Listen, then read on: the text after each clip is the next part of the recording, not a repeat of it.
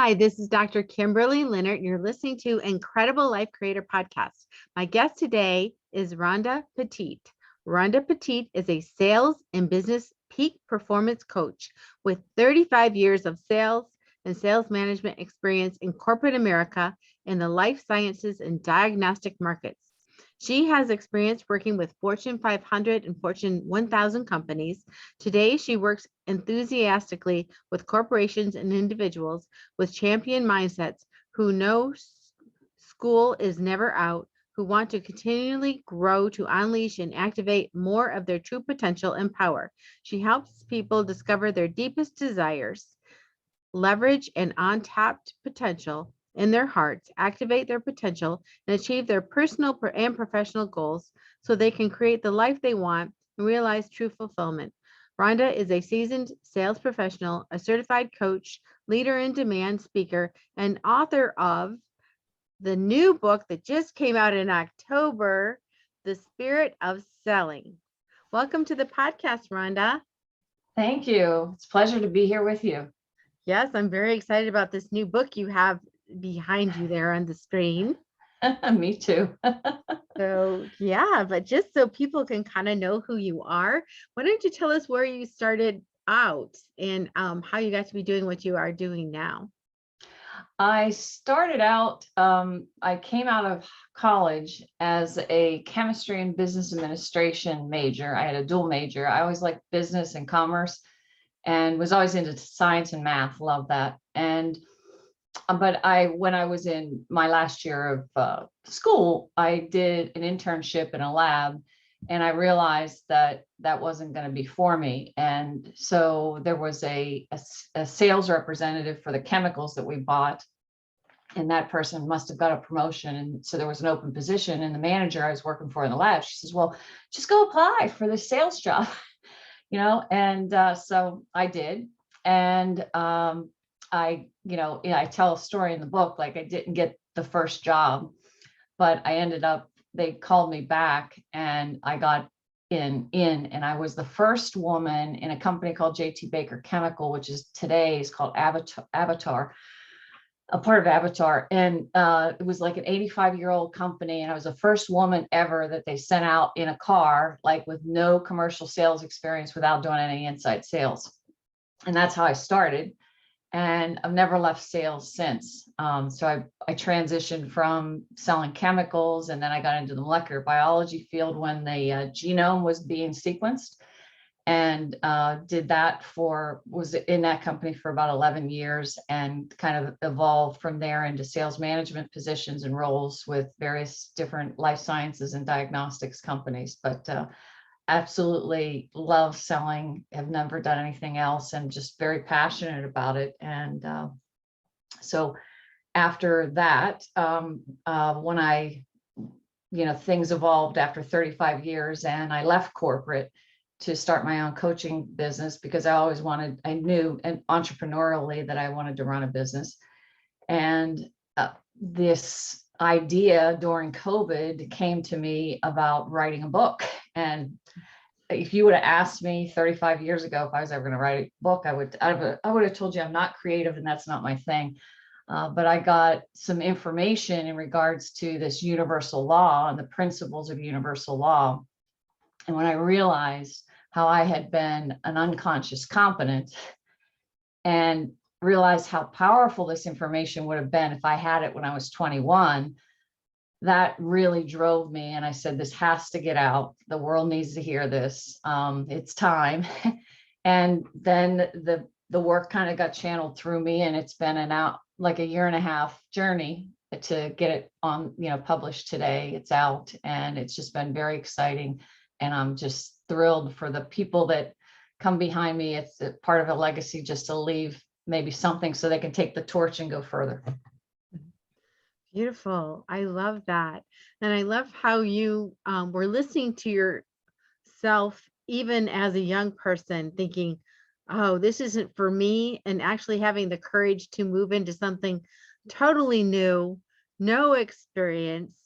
So if you can remember, go back to that first time when you're going out in the car, your first call, what were you thinking? How were you strategizing how you're going to do this? I had burning desire. I can tell you that. I wanted to be successful. I was determined to be successful. I was scared. Um, I tell a story in my book about 21, you come out of college, right? And picture a blonde, and I've got this royal blue suit on and royal blue high heels. And at the time in the 80s, I had those big earrings. And I remember after the first week talking to my boss, I said, nobody's taking me seriously. And he looked at me and he said, well, can I be honest with you? And I said, well, sure. And he said, if you went to see a lawyer, would you expect the guy to be showing up kind of in jeans and a t-shirt, with his feet up on the desk? Or would you expect that he's going to charge you $250 an hour? He's going to have a suit on and, a Mont Blanc pen and whatever. And I said, well, yeah, I guess I would. He said, well, same thing goes here, because again, this is back in the 80s. I mean, it was a predominantly male dominated, society. And so, that I took his word. So he told me about this book, Dress for Success. And, I had to do that. But I think I love being with people. I loved like the aspect of trying to understand what was it that they wanted, like the curiosity part of it. And my dad was a state policeman, and maybe that, the detective in him had always worn off on me. So I was always asking why. In fact, when I would go to the sales meetings, they would literally laugh because I had my hand up, like in school, and I was always asking why, and they literally would check mark like how many times, 1, 2, 3, 4, 5, how many questions did she ask this meeting? But I was just a curious cat, I guess. But I never stopped. And I was determined that I was going to succeed. I had my number. I was doing things like the visualization and stuff, like the quota. So I took the quota, the number, and in big white paper on my first apartment. It's a 1-bedroom apartment. And I have 1 million, blah, blah, whatever it was. And I looked at that number every day. And, I succeeded, but I didn't know what it was doing. Yeah. Well, so you had the foresight even at that age to do that. And, you brought up a really important point in that people are afraid to ask, even older people. Sometimes they're afraid to ask the questions that need to be asked. And if they only ask, there's help available. There's, insight available, but we don't have it because we don't ask for it. Right. Yeah. And it's the power of a question is that there's always an answer for it. Right. I mean, if you ask a question, there is always going to be an answer, but you do have to ask and you shall receive. Right. Exactly. So when you were doing this, it was really a B2B or business to business type of selling. What's the difference between that and when people are selling to an individual or to the consumer?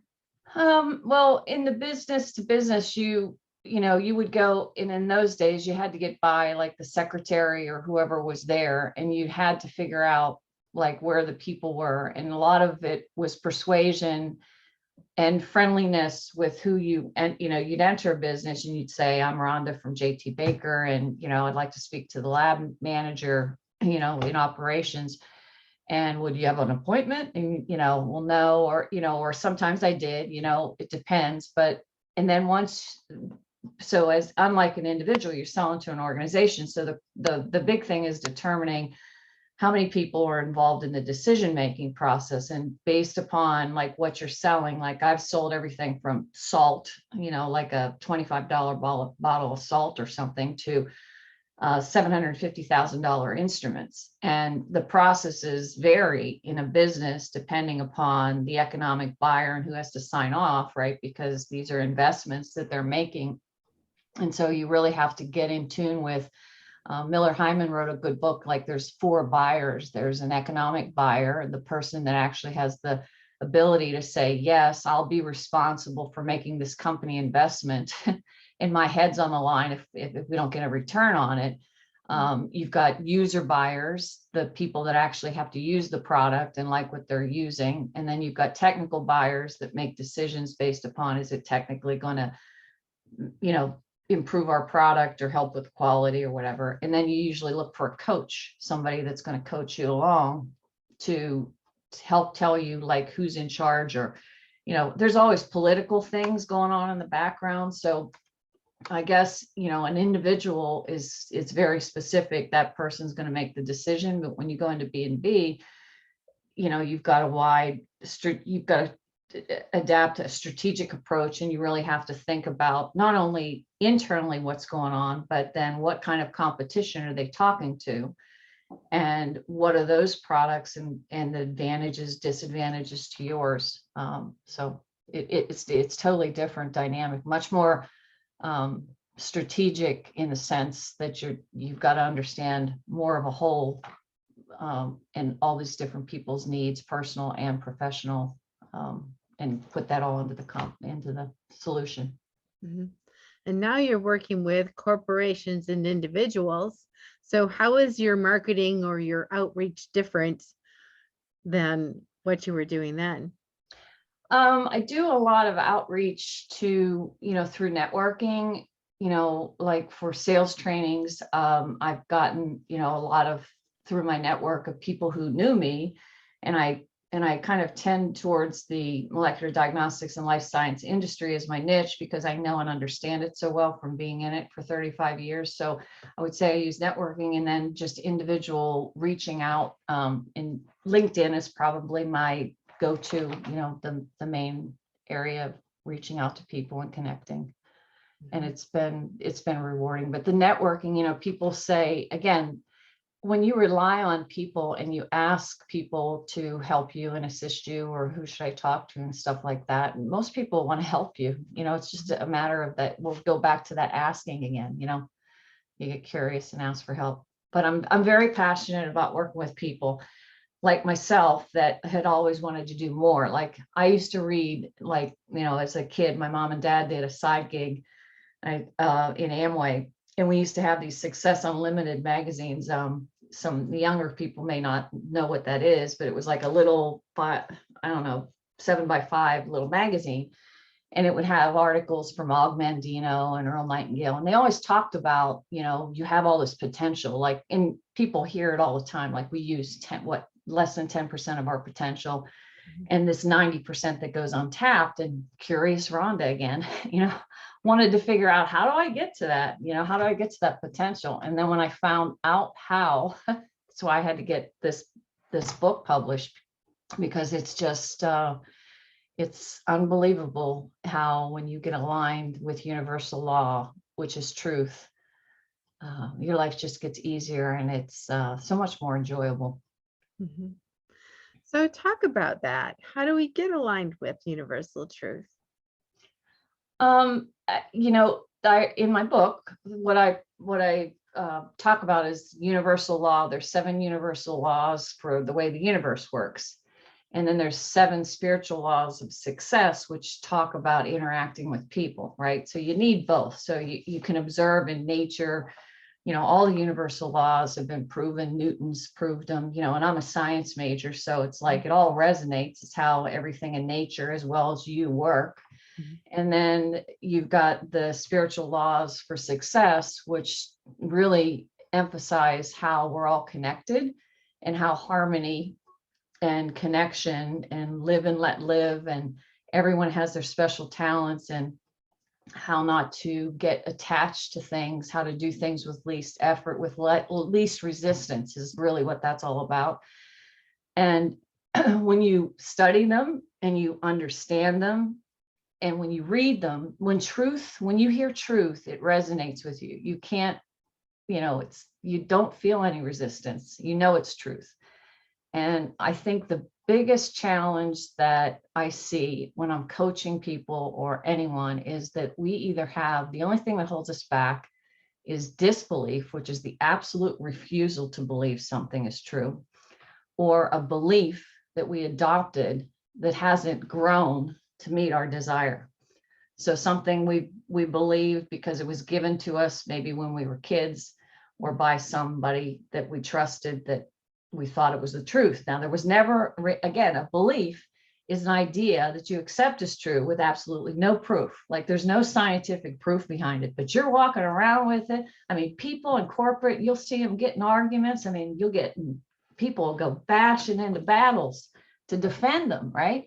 But they're nothing more than an idea. And what I always ask people is, if you're not getting what you want and you see somebody who is, ask yourself, what idea are you believing that they're rejecting, or what idea are you rejecting, absolutely not willing to believe that they believe? And that usually gets people to think a little bit. But that's the only thing that's holding us back, because it's programming. It's like having as if I would carry around the computer that I had in 1985 with the DOS disk and stuff and try to use it in 2021. It's not going to work. That's right? a good example. Yes. And we do that stuff from childhood. Yes, exactly. And I think that's the benefit of working with a coach. And the younger generation, millennials, seem much more amenable to trying it out and talking to a coach. And maybe because of habit, because our parents didn't do it or whatever. I don't know what the resistance is, but I would say, hey, if you're bucking a wall and you're on a hamster wheel and you're constantly hitting a wall or a glass ceiling, it's your beliefs, man. So you got to do an examination of those. But once you do and you prove, you start realizing truth. So that's the number one, then you start ready, you start saying, okay, well, I'm going to bust beliefs. If I'm at least going to examine the prison I'm in and figure out what belief is holding me back. And I think the second biggest thing that I had to learn was that source energy is here and life is happening for you, and to trust it and to go into the flow and get into the flow and the abundance of that, and to trust that there is an infinite power and there's nothing that you can't be, do, or have. And that's where anytime when, it was either belief or not, or thinking I had to do it all myself, those were the times when I fell. That makes total sense. And it's so freeing when you talk about being in the flow and just letting go of those old things and being open to, believing that things are unlimited and they're available. Yeah. Is wonderful. Yeah. And I think the other thing that happened in the 80s or back then, like when we were coming out and becoming more and more predominant in business, initially we were told to shut off our emotions, or don't get too emotional. You had to have that tough thing to kind of go in with the guys, right? And I don't care whether you're a guy or a gal, your emotions are your guidance system. It's telling you, it's giving you feedback. So where we go astray is, again, someone makes a suggestion, the most powerful thing in the world, and everybody's suggesting to you all the time, whether it's a TV, your friends, your environment, whatever, right? Mm-hmm. Someone makes a suggestion and you accept it without thinking about it. And if you understand universal law and you read my book about like getting into the frequency of ease and flow, every time you hit contrast and you feel, that negative feeling, like that feeling that's not on the happy zone, it's giving you feedback. Like, don't dismiss it, love it. Like, oh, okay, I'm getting off my path. I got to go think a non-resistant thought and, use it to stay on the happy channel, because I talk about the spirit of selling. Spirit is life. Mm-hmm. And when life always moves in a positive manner, right? You're either growing or you're dying, right? Mm-hmm.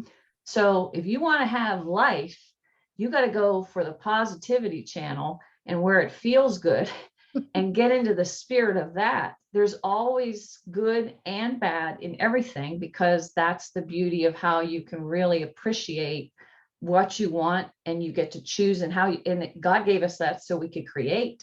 Mm-hmm. And when you start looking at it, not that it's somebody's trying to do it to you, that contrast is for you to create even something better, because you're a creator. You were born in the image of your creator. So of course you're here to create, right?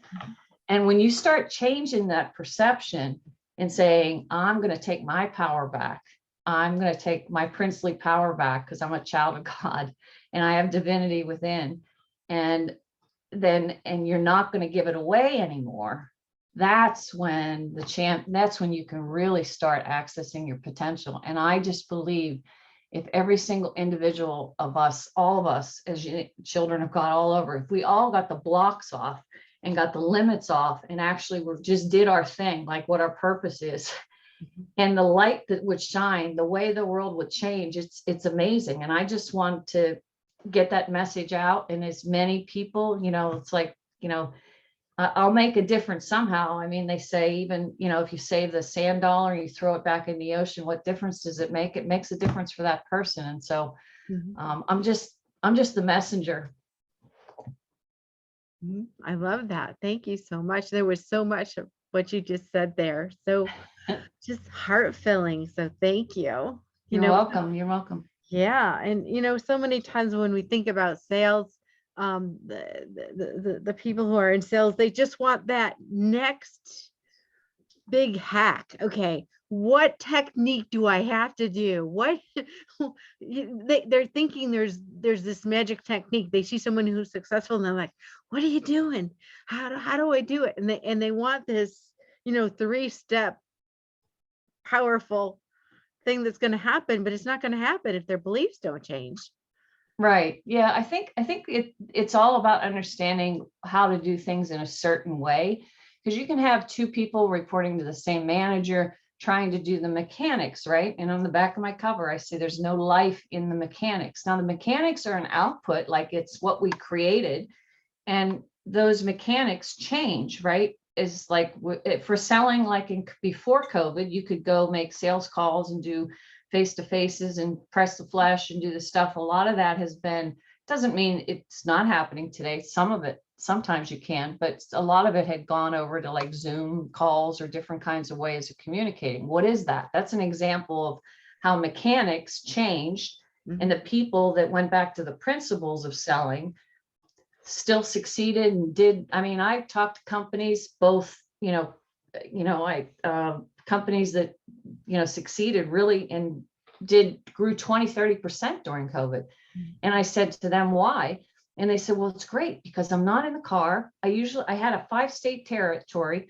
Now I can do all these calls via conferences. I'm still serving, doing the same thing with the people using my network, getting on calls, and the Prince serving people, right? Leaving people with an impression of increase, and really trying deeply to understand where they are and where they want to go and being their guide for their transformation to get there.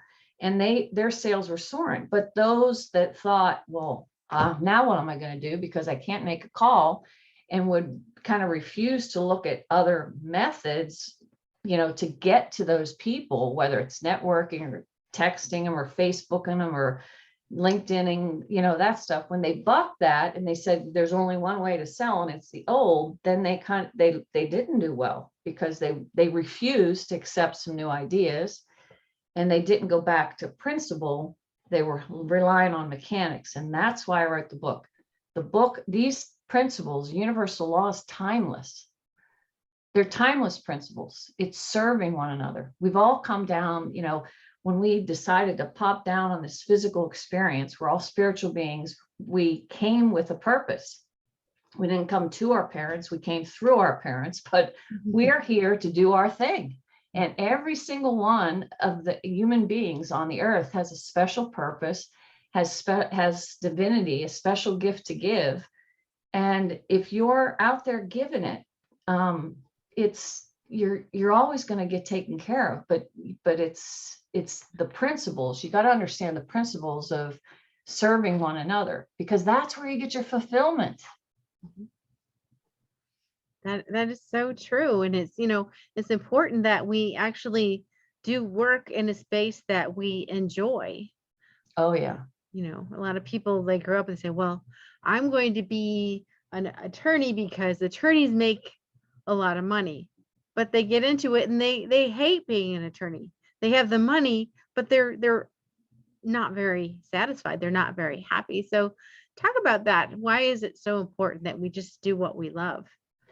Well, think about it from a law of polarity is like when you are doing something with your love that you love, where you get that fulfillment and you really just, you're in the moment, you're in the present, you, you, the time just goes fast. I mean, it just flies by because you're just so in the present and you're giving and you're feeling all that fulfillment. Well, you're on a positive channel, right? You're in the positivity, you're in the flow, ease and bliss, right? It's easy to do what you love. It's not hard. Versus when you're doing something you don't love and you hate it, that's the opposite, right? So you're the life, when you hate something or you don't like it, you're killing off the life in you and what you're doing.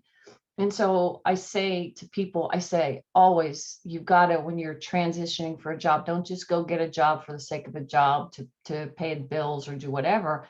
Please choose something you love. Please take time to think about the environment, the culture of the company you want to go to. If you just experienced a layoff or a culture that you didn't like, that's a gift. Look at the contrast. What did you not like? Write that down. Then go on a piece of paper and say, what's the exact opposite? And remember that you get psychological income. There's two sources of income. There's material income and psychological income. The psychological income that you get is when you're doing something you love. So why not get both incomes? Like, but if you just go for material income and there's no spirit in it, you're going the wrong direction. And again, that negative feeling of not liking it is telling you you're going in the wrong direction.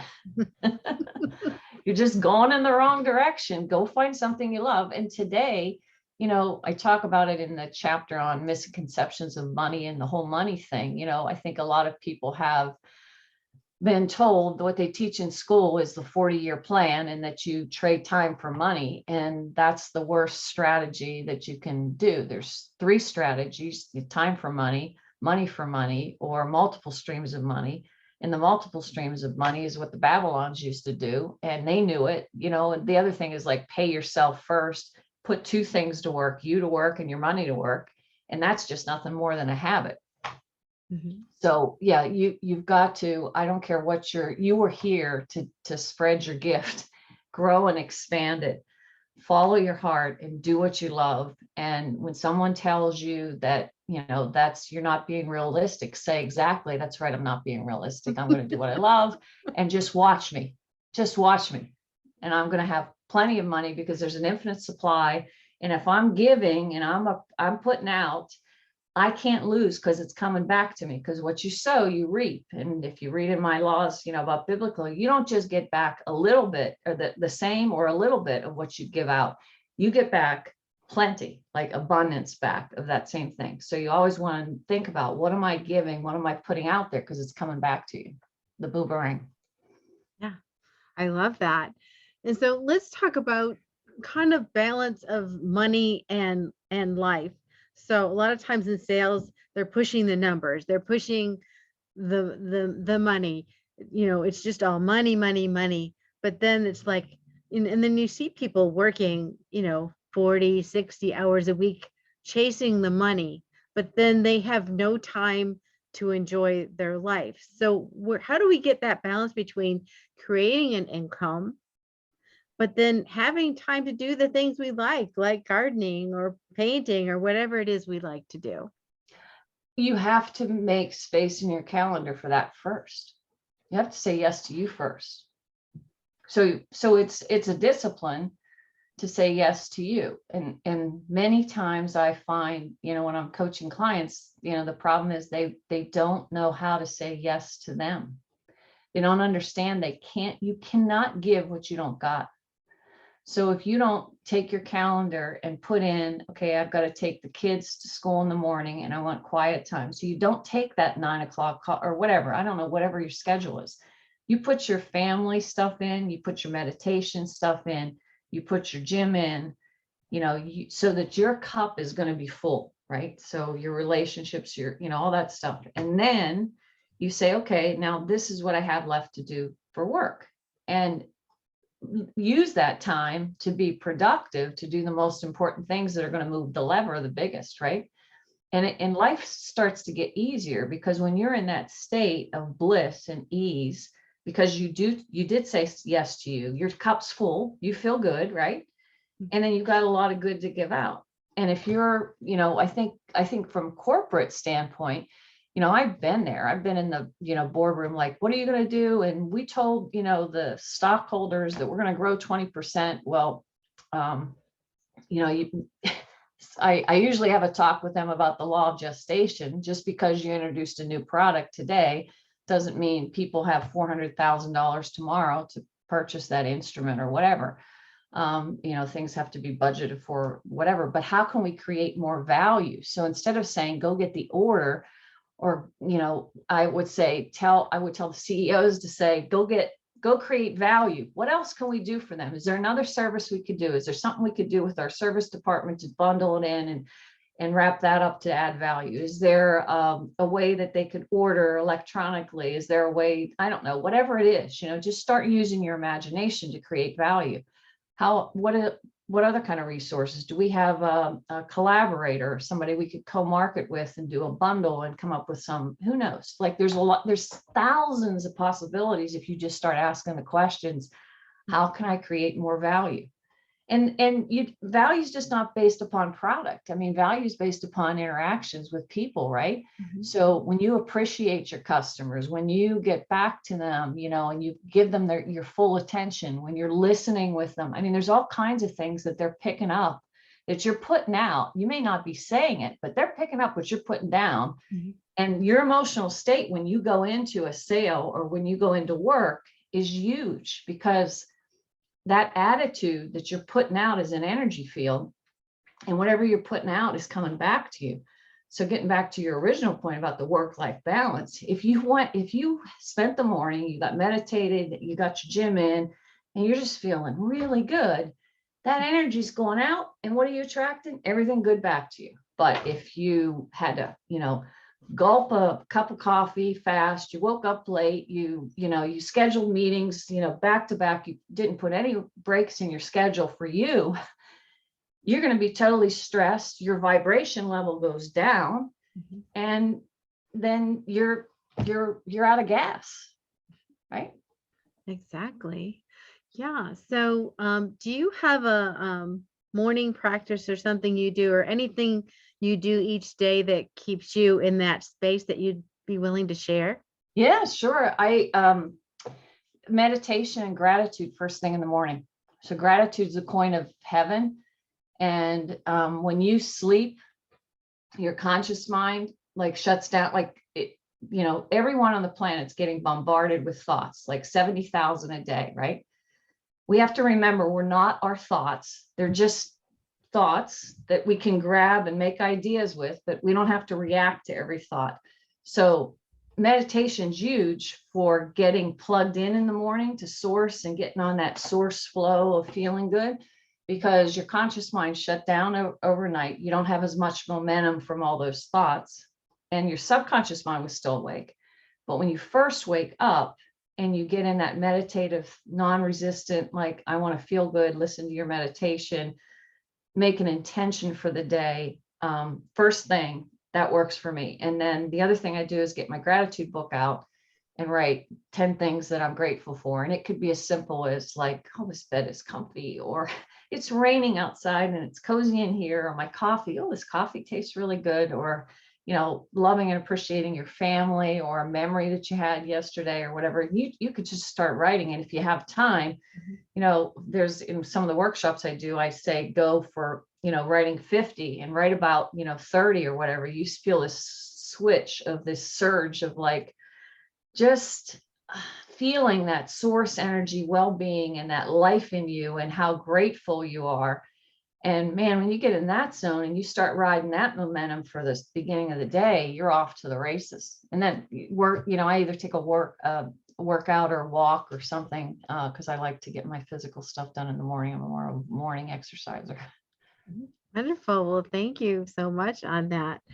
So when you're not working or, coaching, working with people, what are some of the things that you enjoy in your life that you put into those spaces? You have family, friends. What things do you enjoy doing? My husband and I love traveling. So we plan trips usually once a quarter to make sure we're doing something. We also love to go to the golf outings, like, when there's tournaments and stuff like the Travelers, or we went to the Masters and, different things like that. We have on our bucket list to go over to the Open. We put the tickets in the raffle, so maybe hopefully we're going to win that. Go over there to Scotland this next in 2022, but and then beach, just going to the beach. We have a vacation planned in November, and we're just going to go. We go to Key Largo and just hang, read books, and chill, and eat great fish sandwiches and hang out. It sounds wonderful. So wonderful. So just so people can find you, how do people contact you? At this point, just tell us, what services you have, where to find your book, all that stuff kind of compacted into one little summary. Sure. So everything on the book, the easiest way to remember it, if you remember The Spirit of Selling, just go to www.thespiritofselling.com. When there's also things you can download, tools that come with the book, that are free, with the book purchase, to help you become more productive. So that's number one. And then my website is www.3x5coaching, like a 3x5 card, because my whole business was, I did do that. I always had things written down on a goal on a 3x5 card since I was young. So my husband says, well, why don't you just call your company that? Because you're into all this goal stuff. So that's what I did. But on there, you can see that I do various services for people, whether it be assessments on just how kind of where your positivity is, how positive you are. So there's 2 tools that I reference in my book that are also on the website. And then I do one-on-one coaching with people through transitions and sales training for corporations, where we embrace results-based behavior training on selling, on the why you do things a certain way, not more of the how-to mechanics for sales training, because I'm a big believer if people just understand the why and the principles, they will always be successful, because it's doing things in a certain way that makes salespeople that are consistently successful. They're doing things in a certain way. And if you know that and consciously get confident on how to do that, and just are not doing it as an unconscious confident, look out, man, you're going to take that torch and go way out there. Wonderful. So just a personal question, what gives you the most happiness and fulfillment in your life at this point? For me, it's when another person realizes the potential in them, like when my clients have those aha moments and I see them soaring and I see their happiness go up and they're just free again. That's nothing gives me more joy than that, because my mission is to empower people. I know I came down here to wake up the planet, and I'm going to stay doing it till the day I die. Beautiful. Thank you so much. And thanks for being on the podcast today and sharing all your wisdom. It's been wonderful. Oh, thank you so much for having me. It was a real honor. Appreciate it. I hope everyone gets a lot out of the book, because it's a lot of spirit in the book too. And get some good laughs. You can laugh at some of the things that I did in there that are kind of funny, my mistakes, but anyway, good. Sounds fun. So I have one last question before we finish. What is your best advice on living an incredible, amazing life? Follow your heart. Listen to your emotions and go towards the positive. That's where the life is.